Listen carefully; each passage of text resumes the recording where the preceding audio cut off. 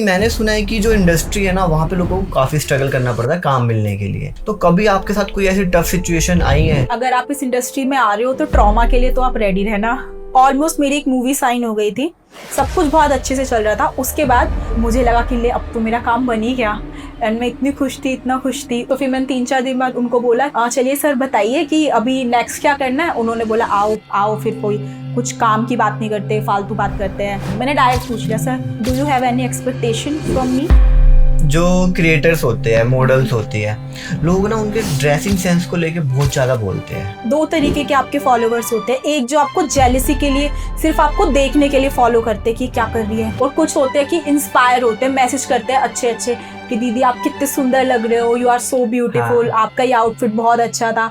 तो मैं ना मेनली उन्हीं लोगों से डील करती हूँ, उन्हीं लोगों से बात करती हूँ जो मेरे बारे में अच्छा बोलते हैं। आपने मेरे साथ एक इंसिडेंट भी शेयर किया था अभी। मेरा बैंक अकाउंट फ्रीज हो गया। मेरे 2 बैंक अकाउंट थे और मेरी आज तक की जो भी कमाई है ना वो मेरे मेन बैंक अकाउंट में थी, जो बैंक अकाउंट मेरा फ्रीज हो गया। 15 दिन से मेरे पास पैसे नहीं है, मेरी कोई हेल्प करने के लिए नहीं है। पुलिस स्टेशन के चक्कर काट रही हूँ, मैं बैंक के चक्कर काट रही हूँ। प्रेमानंद जी की एक रील मेरे सामने आई, भागवत का यह श्लोक, कृष्णाय वासुदेवाय हरये परमात्मने प्रणत क्लेशनाशाय गोविंदाय नमो नमः। इसका जप और इसका कीर्तन भयंकर से भयंकर रोग विपत्ति संकट का नाश करने में सर्वसमर्थ है। 3 बार मैंने जाप किया, मैं शनि मंदिर गई, पूजा करके घर आई, मेरा बैंक अकाउंट खुल गया। आपके लिए सक्सेस की डेफिनेशन क्या है? यार मेरे लिए सक्सेस की डेफिनेशन है जिस दिन मैं अपने मम्मी पापा की हर इच्छा पूरी कर दूंगी ना, क्योंकि मेरे मम्मी पापा ने मेरे लिए बहुत किया है, बहुत। अरे यार, उन्होंने मुझे वो दिया है जो मैंने कभी सोचा भी नहीं था। मेरे भाई और मुझे, हम दोनों को मुंबई भेज दिया और आज भी जॉब करते हैं। जिस दिन मैंने उनकी जॉब छुड़वा दी ना, उस दिन आपको देख के मुझे भी रोना सा आ रहा है। उस दिन मैं सक्सेसफुल हो जाऊंगी, जिस दिन मैंने उनकी हर एक इच्छा पूरी कर दी। ऐसा इंसिडेंट हुआ आपके साथ कभी कि जो आप चाहते हो कि मैं वो चीज़ डिलीट कर दूँ अपने लाइफ से? कोई भी इंसिडेंट अगर आपके साथ हुआ है तो आपको एक लेसन दे के जाता है, और मैंने इन इंसिडेंट से बहुत सारी चीज़ें ना सीखी है। तो मैं नहीं चाहती अगर मैं उन चीज़ों को रिमूव कर दूंगी अपनी ज़िंदगी से तो मेरे लेसन्स भी रिमूव हो जाएंगे ना। तो आई डोंट थिंक कि मुझे कोई भी लेसन अपनी लाइफ से रिमूव करना है। जो एक 16 साल की आरज़ू थी, जो सपने देखती थी और उन सपनों को लेके वो सच करने की एक इंस्पिरेशन, तो आप उससे क्या कहना चाहोगे? I am proud of you.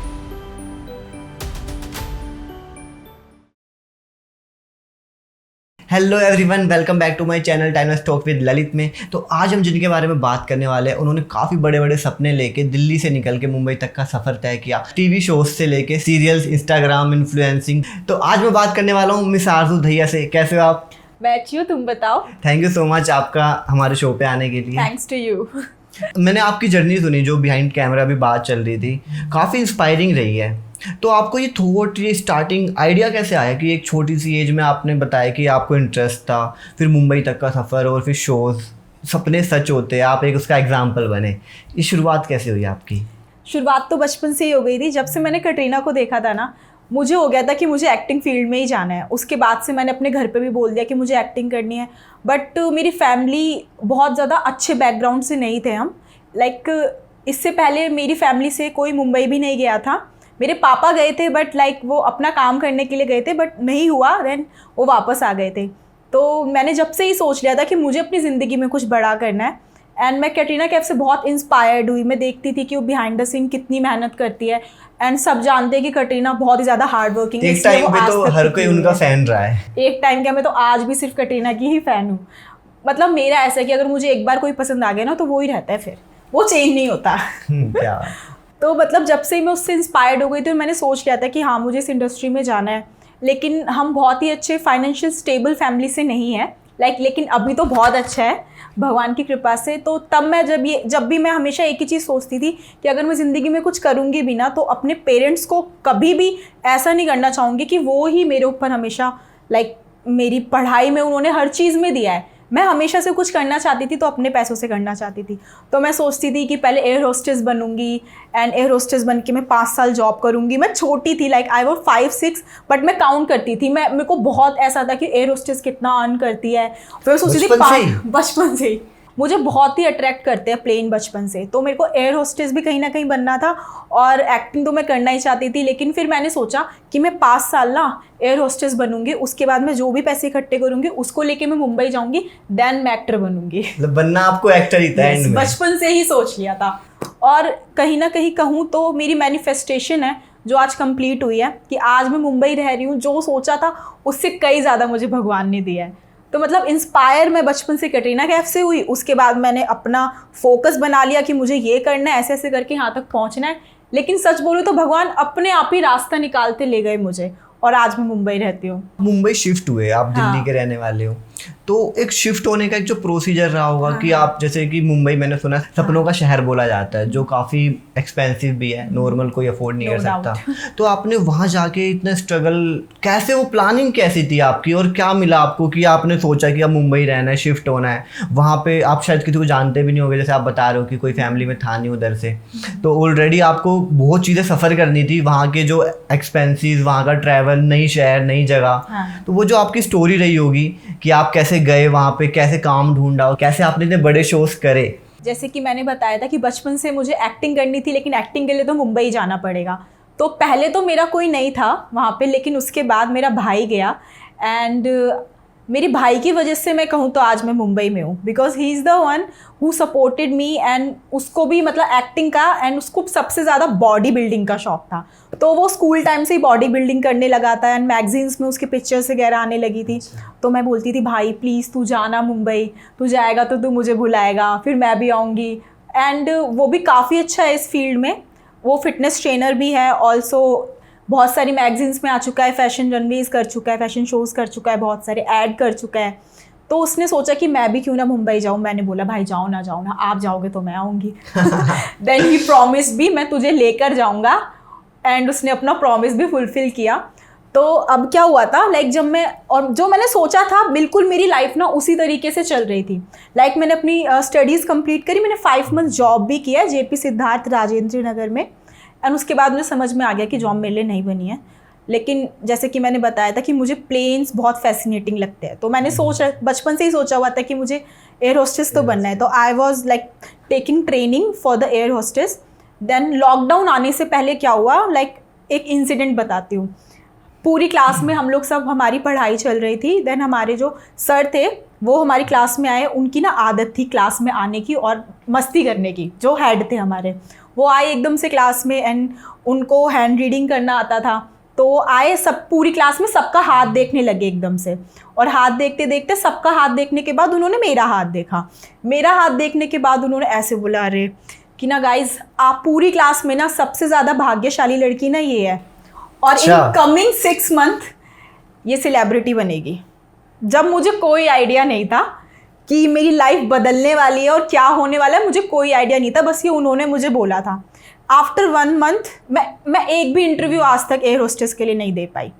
After 1 month लग गया लॉकडाउन, देन सब कुछ एकदम ऐसा हो गया कि अब क्या होगा, कुछ समझ में नहीं आ रहा, क्या लाइफ चलेगी। बट मैं सच बोलूँ तो मेरी लाइफ का अगर कोई टर्निंग पॉइंट रहा है ना, तो वो रहा है lockdown. I have starting getting work from Mumbai. घर में बैठे बैठे मैंने ऑडिशंस देना स्टार्ट करे, एंड मुझे 2 बार मेरा सिलेक्शन हुआ कुमकुम भाग्य के लिए। बहुत बड़ा रोल नहीं था, स्टार्टिंग कर रही थी, बट ये भी बहुत बड़ी बात होती है स्टार्टिंग, बहुत बड़ी बात होती है कि आप दिल्ली में बैठे हो और वहाँ से आपको बुलाया जा रहा है। 2 बार सिर्फ उस टाइम पे क्या होता था ना कि फ़्लाइट्स अब एकदम से आप बुक नहीं कर सकते, आपको 2-3 दिन पहले बुक करनी पड़ेगी। फिर कोरोना टेस्ट भी होता था, कोरोना टेस्ट के बिना तो आप जा नहीं सकते थे। तो फिर मैंने प्लान कर लिया, फिर देन लॉकडाउन हट गया। देन अक्टूबर में मैंने कहा कि चलो अब अपनी किस्मत आजमाने का टाइम आ गया है। तो मैंने ये सोच के गई थी कि अगर इन 20 दिनों में मुझे काम मिला तो मैं मुंबई रहूँगी, और नहीं मिला तो मैं कभी नहीं रहूँगी। लेकिन मैं मुंबई गई एंड मुझे शो मिल गया। आपने स्टार्टिंग ही मतलब एक शो से किया? हाँ, कुमकुम भाग्य से मैंने स्टार्ट किया था। मैंने कुमकुम भाग्य में मैंने पहले स्टार्टिंग 2 डेज़ किया, देन उसके बाद अगेन मुझे बुलाया गया, आई डिड 10 डेज़।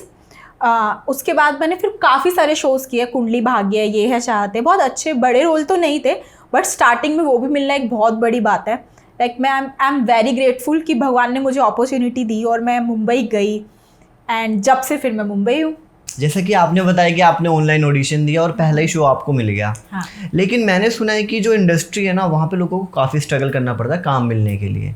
तो कभी आपके साथ कोई ऐसी टफ सिचुएशन आई है, कोई रिजेक्शन, कोई एक्सेप्टेंस, ऐसी कुछ चीज़ें जो आप शेयर करना चाहो? बहुत सारी है, एक तो नहीं बोलूँगी। अगर आप इस इंडस्ट्री में आ रहे हो तो ट्रॉमा के लिए तो आप रेडी रहना, क्योंकि आपको यहाँ पे कुछ भी ना आपको आसानी से नहीं मिलता।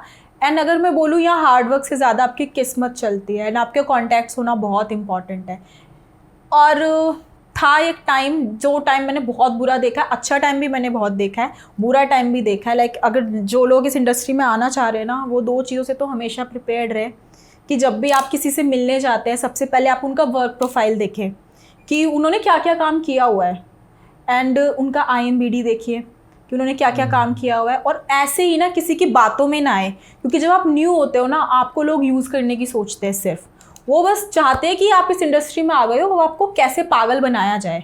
तो मैं बहुत ऐसी सी जगहों से बाहर आई हूँ, कुछ चीज़ें जो मैं बोल भी नहीं पाऊँगी, बट स्टिल मैं कुछ ऐसे इंसिडेंट बट हाँ, आप कुछ ऐसा शेयर कर दो कि लोग इससे अवेयर रहे। जैसे कि मेरे साथ एक इंसिडेंट हुआ था, ऑलमोस्ट मेरी एक मूवी साइन हो गई थी, और क्या हुआ था कि मेरे किसी नोन के थ्रू मैं उनसे मिली थी, नाम मैं नहीं ले सकती, but it's just a incident, बस आप कुछ सीखें इससे। तो क्या हुआ था, उनसे मेरी बात हुई, उन्हें मेरा लुक पसंद आया, उन्होंने मेरा ऑडिशन लिया, सब कुछ बहुत अच्छे से चल रहा था। उसके बाद मूवी भी बहुत अच्छे बड़े बैनर की थी, मैं वहाँ पे लुक टेस्ट के लिए भी गई, एंड वहाँ पे जो मेन लीड था उसके साथ भी मेरा लुक टेस्ट हुआ। इवन एक नहीं 3 कैरेक्टर के लिए मेरा लुक टेस्ट हुआ वो मूवी में। और इवन डायरेक्टर जो थे उनको भी मैं काफ़ी पसंद आई। लाइक उन्होंने इतने लोग आए थे, लेकिन सबसे ज़्यादा अगर जिसका लुक टेस्ट अच्छे से किया ना, और लाइक मेरे को 3 आउटफिट्स में मेरा लुक टेस्ट कराया, उन्हें लगा कि मैं इस मूवी में कहीं ना कहीं तो बहुत अच्छे से फिट हो जाऊंगी। वो भी कैरेक्टर कोई छोटे मोटे कैरेक्टर नहीं थे, लाइक सिस्टर का हो गया, लाइक ये बिल्कुल मेल ओरिएंटेड मूवी थी, लाइक इसमें कोई हीरोइन नहीं थी। Okay. Like it's a family movie जिसके अंदर बहन भाई एंड और कुछ वो एक जगह फंस जाते हैं, इस टाइप का कोई मूवी था। देन बहुत अच्छे से डायरेक्टर ने भी ट्रीट करा, डायरेक्टर सर बहुत अच्छे थे, उनको काफ़ी पसंद भी आया। उन्होंने उनको भी बोला कि ये लड़की अच्छा कर सकती है, इनको आप लो। I was very happy. तो मुझे लगा कि ले अब तो मेरा काम बन ही गया, एंड मैं इतनी खुश थी, इतना खुश थी। उसके बाद फिर मैं घर चली गई। वहाँ पे मतलब उसके जो स्टूडियो था ना, उसके बाहर इतने लोग खड़े थे, वहाँ पे किसी को एंट्री नहीं मिल रही थी, और मुझे आइए मैम जा रही हूँ तो इतने लोग बाहर लोग लाइन में लगे हैं। तो मतलब वो बहुत अच्छा फील हो रहा था कि पहली बार मैंने ऐसे लुक टेस्ट दिया इतनी बड़ी मूवी के लिए, एंड आई ऑलमोस्ट मैं सेलेक्ट हो चुकी हूँ। बस आप समझो कॉन्ट्रैक्ट पे साइन होना था, इससे ज़्यादा कुछ बचा नहीं था।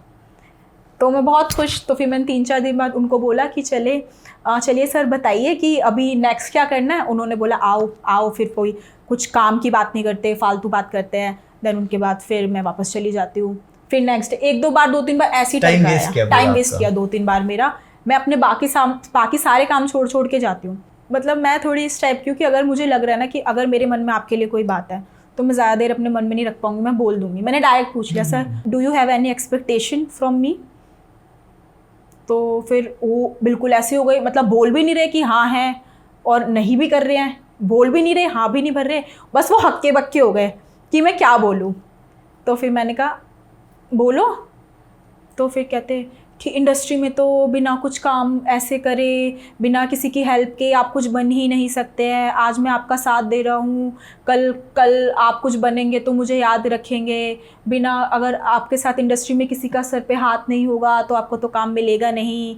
तो मतलब ऐसे कर फिर मैं समझ गई भाई मेरा पागल बना रहा है। लेकिन उन्होंने मुझे 1 महीने मेरे साथ टाइम पास किया ऐसे। देन उसके बाद फिर मैंने उनको कभी दोबारा कॉल नहीं किया, एंड बस फिर मैंने उनको कट ऑफ कर दिया बिल्कुल। फिर मैं समझ गई। उसके बाद ना मेरा थोड़ा ऐसा हो गया था कि मैंने 6 महीने तक ना, और मैंने किसी के साथ मीटिंग नहीं करी, मैंने किसी से कोई ऑडिशन पे बुलाता था मैं तो भी नहीं जाती थी। मुझे ऐसा सीरियस नहीं लिया फिर आपने। फिर मेरे को लगा भाड़ में जाए, मेरे को करना ही नहीं है। मतलब थोड़ा मैं डिप्रेस्ड हो गई, थोड़ा डाउन हो गई, और कुछ बातें होती है वो अपने घर पे भी नहीं बोल सकते कि आपके साथ ऐसा हुआ वैसा हुआ। बट मैं हमेशा एक चीज़ पे बिलीव करती हूँ, लाइक मेरे साथ ना कभी कुछ गलत नहीं हो सकता। मैं कहीं भी जाती हूँ, गॉड हैज बेटर प्लान्स। क्योंकि मैं हमेशा बिलीव करती हूँ मेरे बालाजी का हाथ मेरे सर पे हमेशा है। वो कैसी भी सिचुएशन में मुझे कभी नहीं पड़ने देंगे। तो अगर मेरे साथ कुछ गलत भी हुआ है ना, तो मैंने कहा भाई भगवान जी मुझे कुछ दिखाना चाहते थे तो मैंने यही सीखा कि फालतू लोगों की बातों में आना चाहिए। यहाँ पे आपको सपने दिखाने वाले इतने लोग मिलेंगे ना, पर आपके सपने कौन पूरे करता है कौन नहीं, ये तो भगवान डिसाइड करेगा। तो आप जाओ, ऑडिशन दो, बट लेकिन आपको जहाँ लगे ना कि फालतू है, तो वहाँ मत जाओ दोबारा। बिल्कुल सही बात है। और ये काफ़ी मतलब जो ये बात है, ये जो अभी रिसेंटली जो स्टार्ट करना चाहते हैं या इस फील्ड में चाहते हैं वो ऐसे भी ग्रो लोग करना, बहुत मिलेंगे। हाँ, तो उनको इन चीज़ों पे बहुत ध्यान देना चाहिए कि उनका मिसयूज हर बहुत जगह पे हो सकता है, तो उनको ही अवेयर होना पड़ेगा इन चीज़ों के लिए। अवेयर होना पड़ेगा, बहुत बिल्कुल। ज़रूरी है। आप ऐसे ही किसी से मिलने मत जाओ, और जा रहे हो तो पहले 10 बात उनसे पूछ के जाओ, कौन सी जगह है, कितने लोग आ रहे हैं, क्या प्रोडक्शन हाउस है। 10 बार उनको पूछो कि वो आपको ना सोचे कि भाई ये बंदा इतने क्वेश्चन मुझसे कर रहा है, ये इंसान मुझसे इतने क्वेश्चन कर रहा है कि इसके साथ थोड़ा ढंग में ही रहे। मैं कहीं जाती हूँ ना 50 क्वेश्चन पूछती हूँ, 2 बार मना करती हूँ, तीसरी बारी में जाती हूँ, ताकि वो मेरे साथ बदतमीजी करने से 10 बार पहले सोचे कि ये तो क्लेश कर दी। हाँ। तो खैर मेरे साथ एज सच कभी किसी ने करने की कोशिश नहीं करी कुछ, क्योंकि मुझे पता है मैं हैंडल कर लेती हूँ। जहाँ टीवी शोज एंड इन्फ्लुएंसिंग एक क्रिएटर लाइफ की बात आती है, तो वो हर टाइम एक कैमरे के आगे रहना होता है, बट आप बंदा सामने कुछ है कैमरे के, लेकिन पीछे उसकी जो लाइफ है वो अलग होती है। तो कैमरे के आगे हम जानते हैं आरजू दहिया को क्या है, कौन है, कैमरे के पीछे क्या है आप, हु इज़ रियल आरजू? देखो, लोग ना जब मुझे देखते हैं या मुझसे बात नहीं करते या सिर्फ देखते हैं, उनको ऐसा लगता है कि भाई इस लड़की में तो बहुत एटीट्यूड होगा।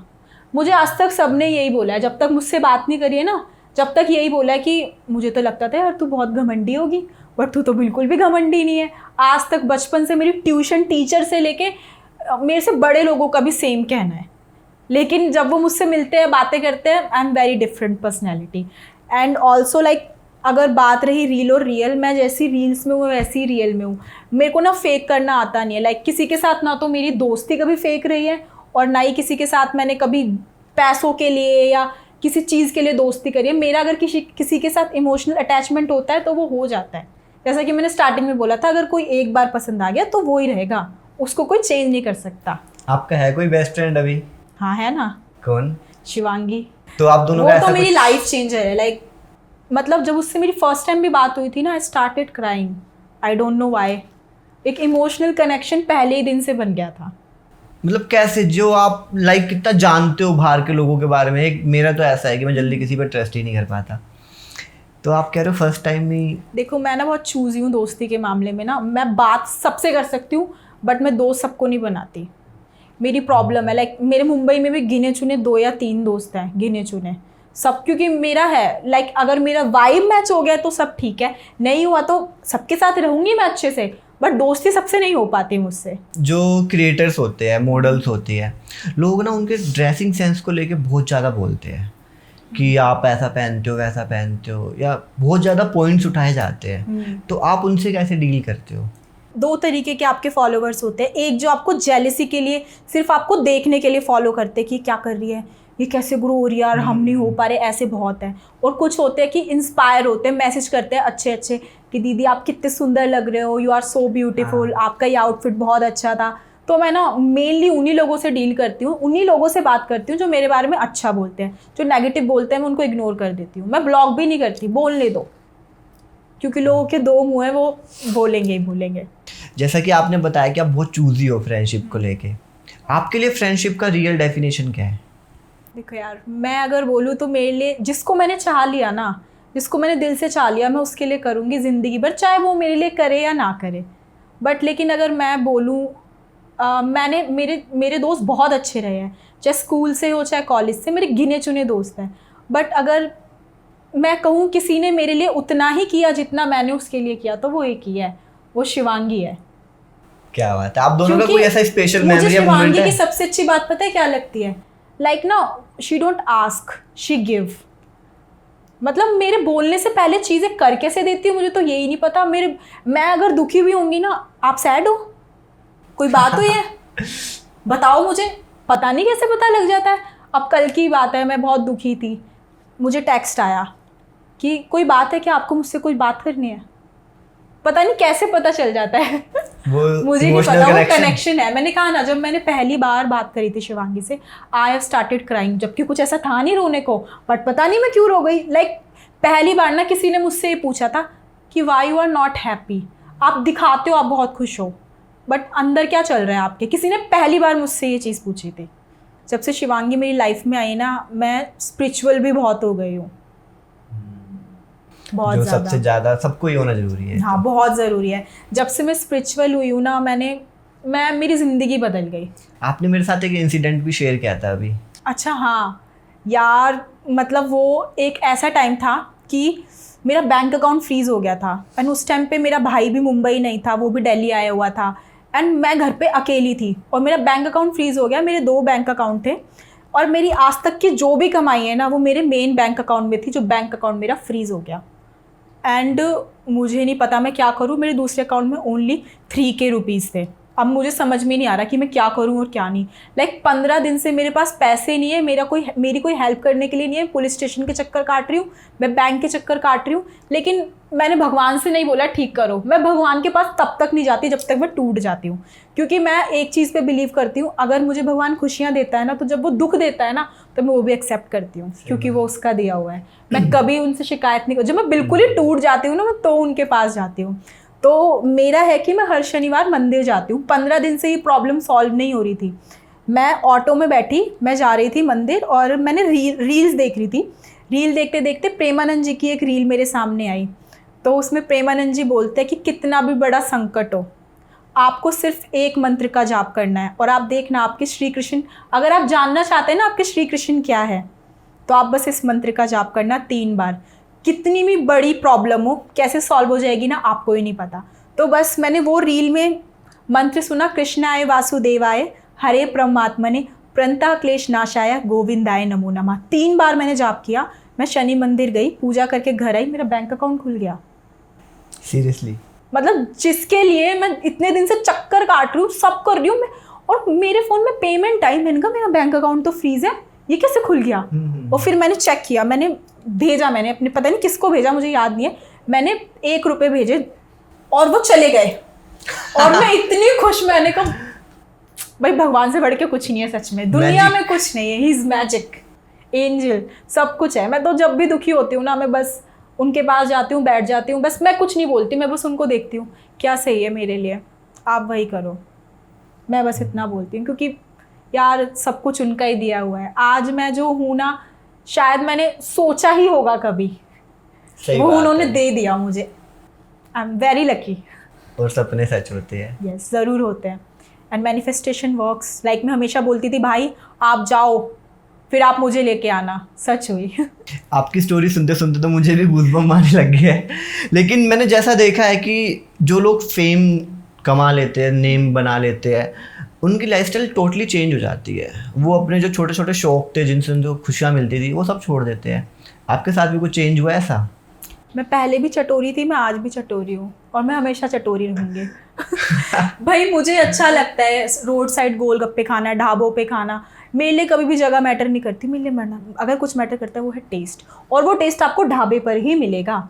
तो मैं तो आज भी वही खाना खाती हूँ जहाँ मैं पहले खाती थी। जहाँ मैं अपने दोस्तों के साथ जाती थी ना, बोलती थी यार यहाँ के मोमोज बहुत अच्छे हैं, तो मैं आज भी अपने दोस्तों को वहीं उनके साथ मोमोज खाने जाती हूँ।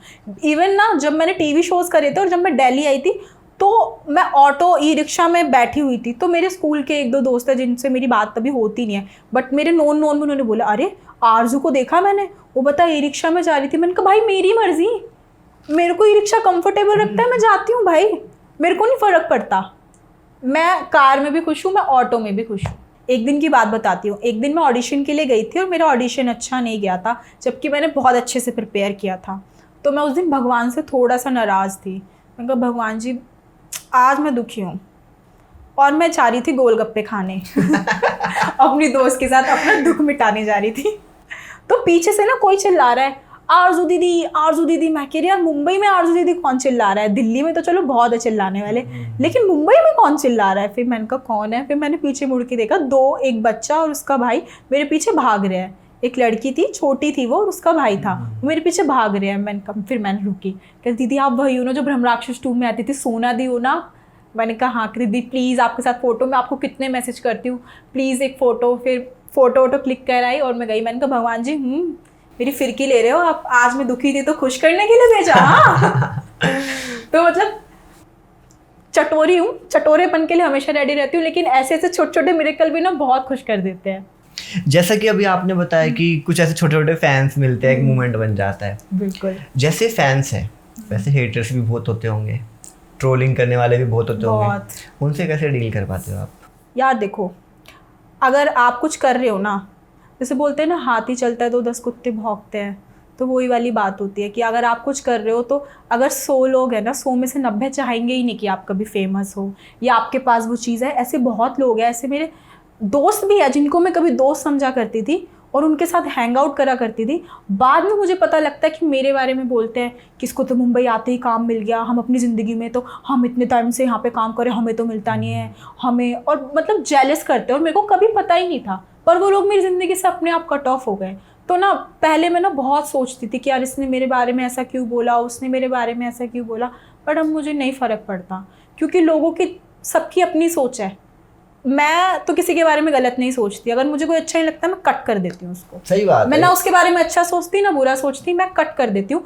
वो मेरे लिए मैटर नहीं करता। फिर कभी उसको मेरी ज़रूरत होगी तो मैं हूँ उसके लिए, तब भी होंगी मैं उसके लिए, बट वो मेरे लिए मैटर नहीं करता। सेम फॉर माई हेटर्स, जो मेरे लिए मेरे बुरे वक्त में या मेरे ऐसे वक्त में जब मेरे इंस्टा अच्छा नहीं चल रहा या मेरी एक्टिंग अच्छी नहीं चल रही, जिन लोगों ने मेरे को उस टाइम छोड़ दिया, ठीक है कट ऑफ। लेकिन जो लोग उस टाइम भी मेरे साथ थे, मैं सिर्फ उन पे नज़र रखती हूँ जो मेरे साथ है। जो मेरे पीठ पीछे क्या बोलते हैं मुझे फ़र्क नहीं पड़ता, कोई मुझे आके बताता भी नहीं ये तेरे बारे में ऐसे बोल रहा था, मैं कहा एंजॉय ठीक है। कर। हाँ, लोग तो भगवान से भी खुश नहीं है।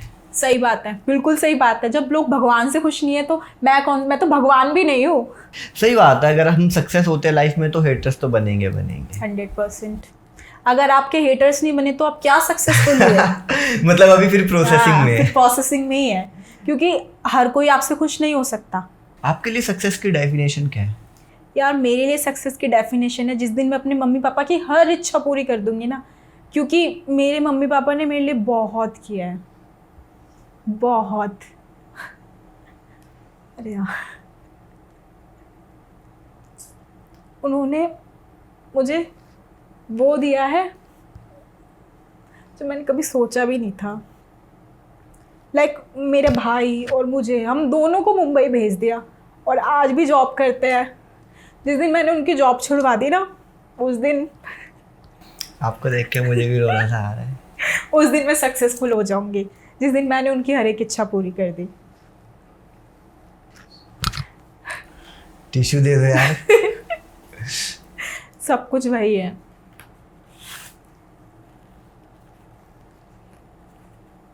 मेरे लिए वो ही सक्सेस है जिस दिन मैंने अपने मम्मी पापा को बोल दिया ना कि वो जिस दिन मुझे बोल देंगे ना आई एम प्राउड ऑफ यू, मैं सक्सेसफुल हूँ। सही बात है। माँ बाप बच्चे के लिए सब कुछ छोड़ देते हैं, तो बच्चों का भी फर्ज बनता उन्होंने है। अपनी पूरी ज़िंदगी कुर्बान कर दी। मैं बहुत ग्रेटफुल हूँ कि मेरे मम्मी पापा इतने अच्छे हैं, बहुत। अगर मेरी ज़िंदगी में अगर सबसे अच्छी मुझे कुछ भगवान ने चीज़ दी है तो मेरे माँ बाप है।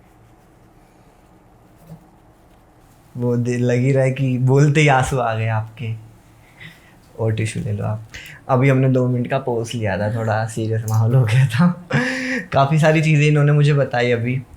तो मेरा कहना तो यही है कि हर बच्चे को अपने पेरेंट्स के लिए करना चाहिए कुछ, क्योंकि वो जो होते हैं ना वो अपनी पूरी लाइफ हम पे कुर्बान कर देते हैं। अपने सपने, अपनी खुशियाँ, अपने से पहले वो हमारी खुशियों का ध्यान रखते हैं। हमें कुछ चाहिए होता है उसका ध्यान रखते हैं। तो इसीलिए हम सबका फ़र्ज़ है कि अपने माँ बाप को प्राउड फील कराएं। इसलिए सब अपने सपनों के लिए मेहनत करो, उनको प्राउड फील कराओ। अब हम अपने टॉपिक पे वापस आते हैं। जैसा कि अभी आप हो, अराउंड आपको काफ़ी साल हो गए इंडस्ट्री में। जो एक 16 साल की आरज़ू थी, जो सपने देखती थी और उन सपनों को लेके वो सच करने की एक इंस्पिरेशन, तो आप उससे क्या कहना चाहोगे? सपने तो बचपन से देखे हैं, एंड एक टाइम था मतलब जो मिलना चाहिए था वो नहीं मिला। लाइक स्कूल टाइम पे कुछ ऐसी चीज़ें फेस करी है मैंने, एंड तो मतलब स्कूल पे ऐसा हुआ करता था कि जैसे कि मैं बहुत अच्छा डांस नहीं करती थी किसी टाइम पे, तो मुझे अपॉर्चुनिटी नहीं मिलती थी। लेकिन मैंने कभी हार नहीं मानी। पूरा दिन घर पे आके डांस करती रहती थी और कुछ करती रहती थी। मतलब अपना दिन ना मैंने कभी वेस्ट नहीं किया लाइफ में। हर 1 घंटे से लेके 5 मिनट को भी मैंने यूटिलाइज़ किया है। तो फिर उसके बाद एक टाइम ऐसा आया कि मैंने सिर्फ मेन लीड में ही काम किया। मैं वैसे भी एक चीज़ पे बहुत बिलीव करती हूँ, मैं 8 नंबर हूँ, शनि का नंबर हूँ। एंड शनि तो आपकी बहुत परीक्षा लेते हैं, लेकिन जब देते हैं तो जो आप मांगते हो ना उससे बढ़ के देते हैं। तो बस मैंने ना हमेशा हार्ड वर्क किया है। मुझे ना चीज़ें मिलती है, वक्त लेती है बट मिलती ज़रूर है। तो मैं 16 साल की आरज़ू को यही बोलना चाहूँगी, आई एम प्राउड ऑफ़ यू। और जो अभी कुछ यंगस्टर्स है जो आपको देख रहे होंगे और आपसे इंस्पायर हो रहे होंगे, उनके लिए भी कुछ छोटा सा ये बोलना चाहूँगी कि अगर आप ज़िंदगी में कुछ करना चाहते हैं ना, तो बस ठान लो, क्योंकि दुनिया में ऐसी कोई चीज़ नहीं है जो आप ना कर पाओ। ये श्री कृष्ण खुद बोलते हैं कि मैं आपका लिखा भी मिटा सकता हूँ, आपके कर्म अच्छे होने चाहिए। कर्म अच्छे होते हैं। तो आप एक अच्छे इंसान बनो, हार्डवर्क करो और अपने गोल के लिए हमेशा फोकस्ड रहो। आपको सब मिलेगा ज़िंदगी में जो आप चाहते हो। कर्म ही वरदान है। काफ़ी चीज़ें सबने देखी है लाइफ में, तो आपके लाइफ की सबसे बड़ी लर्निंग क्या रही है? मेरी जीवन की जो लर्निंग रही है वो ये है कि ना आपको ना गिराने वाले बहुत मिलेंगे, उठाने वाले या तो आप खुद हो या कोई एक होगा। एक टाइम था जिस टाइम पे मेरा काम अच्छा नहीं चल रहा था, इन 2023 मेरा आज तक का वर्स्ट ईयर है वो। उस टाइम पे ऐसा था कि मेरे पास बिल्कुल पैसे नहीं थे रेंट भरने के, या सब मुझे बोलते थे दिल्ली आ जा, कुछ नहीं होगा तेरा, सब बोलते थे नहीं हो रहा आ जा। बट उस टाइम पे मैंने हार नहीं मानी। उस टाइम पे मुझे कुछ भी काम आता था, चाहे 1,000 का हो चाहे 2,000 का हो, मैंने कभी हार नहीं मानी और इसलिए मैं मुंबई टिक गई। मुझे ऐसा लगता है वो 2023 ना भगवान ने मेरा एक टेस्ट लिया था कि अगर इस टाइम पे तूने हार मान ली ना तो तू चली जाएगी, और अगर तूने हार नहीं मानी तो तू वहाँ जाएगी जहाँ तूने सोची नहीं होगी। तो बस वही है। उस टाइम पे मैंने प्रिंट शूट्स करना स्टार्ट किया था। मुझे सूरत में मुझे बुलाते थे, तो मैं रात की ट्रेन लेती थी एंड मैं सुबह 2 या 3 बजे तक सूरत पहुंचती थी। उसके बाद 4 बजे वो हमें कैब लेने आ जाती थी एंड फिर हम पूरा दिन शूट करते थे। देन 8-9 बजे तक हम वापस घर आते थे and then next day again shoot, और मुझे कुछ 3,000 रुपीज़ पर डे मिलता था। तो उस टाइम पे तो सबको ऐसा ही लगता था कि मैं वापस चली जाऊँ, कि नहीं हो रहा है मेरा कुछ, बट वहाँ पे मैं थी, मैंने बोला कि मैं कर सकती हूँ एंड मैंने 2000 में भी काम स्टार्ट करना चालू किया। देन मेरी लाइफ में कुछ लोग हैं जिन लोगों ने मुझे राह दिखाई। आप अगर आपकी ज़िंदगी में ना आपको नहीं पता कब कौन एंजल बन के आए, तो उस टाइम पे मुझे मेरी ज़िंदगी में 1-2 जने मिले जिनका नाम मैं मेंशन करना चाहूँगी। मंजरी ने मेरे लिए बहुत किया है, मैं हमेशा बोलूँगी, बिकॉज उसने मुझे बताया कि कैसे काम करना है। इन्फ्लुएंसिंग में अगर मुझे कोई लेके आया है तो वो लेके आई है। उसने मेरी बहुत हेल्प करी, उसने मुझे राह दिखाई, देन मैंने करना स्टार्ट किया। मतलब अगर कोई मुझे बता देना कि ऐसे करना है तो कर मैं अपने आप लेती हूँ। बस डायरेक्शन चाहिए होती बस है। मुझे डायरेक्शन चाहिए।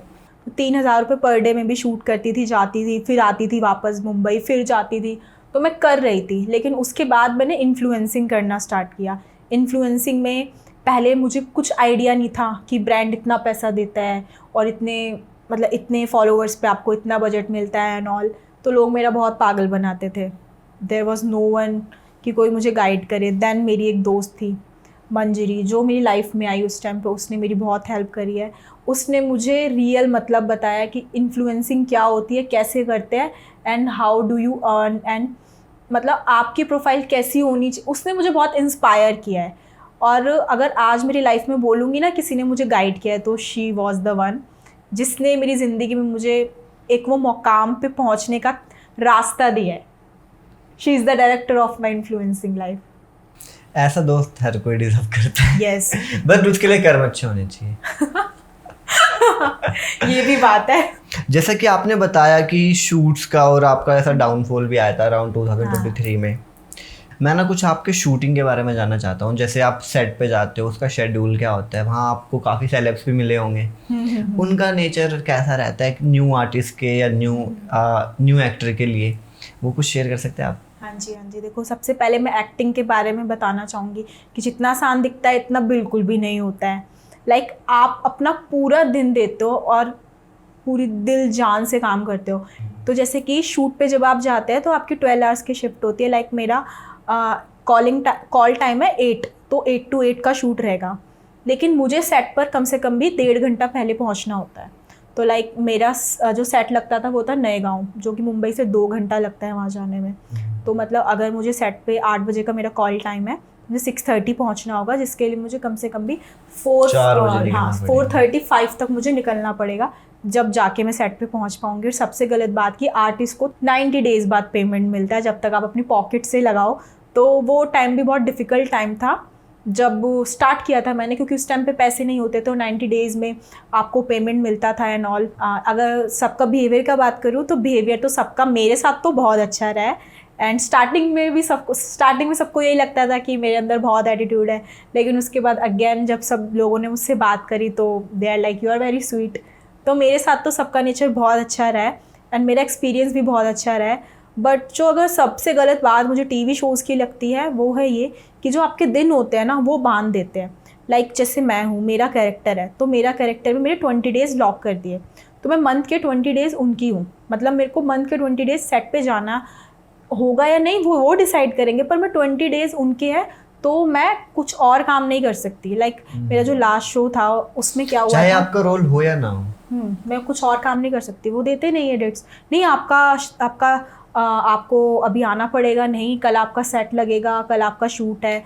तो उस अच्छा। चक्कर में मेरे बहुत शूट्स छूटे हैं। उस टाइम वो डाउनफॉल भी मेरा उस वजह से ही आया था क्योंकि मुझे काम आ रहा था और अच्छा काम आ रहा था, बट स्टिल मैं नहीं कर पाई। जैसे कि अगर मैं सेट पे 4 दिन जा रही हूँ तो 16 के क्या होता है, कुछ भी नहीं होता। मुंबई में तो आपका रेंट ही 50 के होता है, देन कैसे अफोर्ड कर पाओगे आप वहाँ रहना भी। तो वो बहुत डिफ़िकल्ट टाइम था। तो लोगों को लगता था कि वाओ बहुत सही है, टीवी कर रही है, लेकिन इतना आसान कुछ भी नहीं है जैसा दिखता है। काफ़ी सारी चीज़ें आपने मुझसे शेयर की हाँ। जो काफ़ी इंस्पायरिंग रहेगी और जो इस इंडस्ट्री में जाना चाहते हैं उनके लिए भी बहुत इंस्पायरिंग रहेगी। क्योंकि लोगों को ना बस ग्लैम दिखता है बाहर से कि यार वो तो टीवी एक्टरों से मिल रही है, शोज़ कर रही है, बट रियलिटी में कितना स्ट्रगल है हर कोई नहीं जानता। बिल्कुल। जैसे कि आपने इतना स्ट्रगल किया इस फील्ड में, उसके साथ साथ कुछ मूवमेंट्स भी तो बने होंगे, काफ़ी अच्छे मूवमेंट। मेरे स्ट्रगल्स रहे हैं तो कुछ अच्छी यादें भी बहुत रही है। जैसे कि आपको मैं एक चीज़ बताती हूँ कि जब मैंने ब्रह्मराक्षस 2 किया था, जो मेरा ट्रैक था वो था 7 डेज़ के लिए, बट जब मैंने शो ज्वाइन किया लोगों को मेरा कैरेक्टर इतना पसंद आया कि मुझे नहीं पता कि कब मेरा 7 डेज़ से जब तक वो शो चला मैं तब तक के लिए शो में आ गई।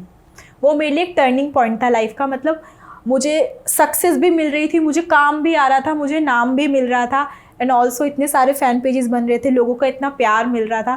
तो वो तो मेरा बेस्ट पार्ट है मेरी लाइफ का ना, उसको मैं कभी नहीं भूल सकती। और जब मैंने इतना काम भी नहीं किया था, लेकिन फर्स्ट डे तो मुझे भी ऐसा लग रहा था क्योंकि वो शो मेरे लिए नया था, वो शो ऑलरेडी चल रहा था, मेरा कैमियो हुआ था शो में, तो मुझे भी थोड़ा फर्स्ट 2 डेज़ मुझे डिफ़िकल्टी लगी। इवन जो हमें हेड करते हैं HOP थे जो, उन्होंने बोला कि पहले दिन तो मुझे भी लगा था कि क्या हो रहा है ये, तुम कर लोगी, लेकिन उसके बाद उन्होंने बोला तूने जो ट्रैक पकड़ा, मैं तो शॉक्ड हो गया।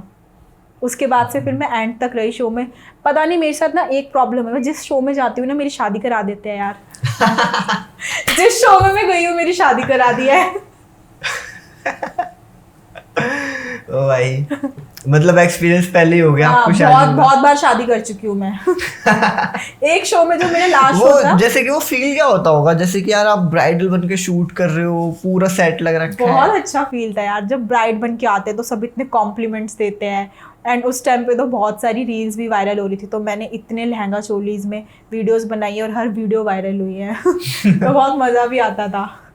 ब्राइड बन के मज़ा तो आता है, स्ट्रगल है तो पूरा फन भी है। उस दिन फोकस सिर्फ आपके ऊपर होता है क्योंकि आपको ही मेन दिखाना होता है उन्हें। हाँ। मज़ा तो बहुत आता है।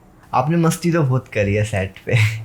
जैसे मैंने देखा अभी BTS वगैरह में हाँ। आपके हमेशा शूट्स देखता रहता हूँ, तो आपने काफ़ी इंजॉय किया शूट्स पे वर्क को, क्योंकि जो अपने काम से प्यार करता है ना वो अपने काम को इंजॉय करता है, उससे थकता नहीं है, ये बात तो है। जैसे कि काफ़ी सारी चीज़ें आपने मुझे बताई, अच्छी चीज़ें, बुरी चीज़ें। कुछ ऐसा इंसिडेंट हुआ आपके साथ कभी कि जो आप चाहते हो कि अगर मेरे को चांस मिले कभी, मैं वो चीज़ डिलीट कर दूँ अपने लाइफ से या रिमूव कर दूँ? कोई ऐसा पर्सन हो सकता है, कुछ ऐसी चीज़ हो सकती है। ऐसा मैं चाहती तो नहीं हूँ, क्योंकि अगर आप किसी इंसान से भी ज़िंदगी में मिलते हैं या कोई भी इंसिडेंट अगर आपके साथ हुआ है तो आपको एक लेसन दे के जाता है, और मैंने इन इंसिडेंट से बहुत सारी चीज़ें ना सीखी है।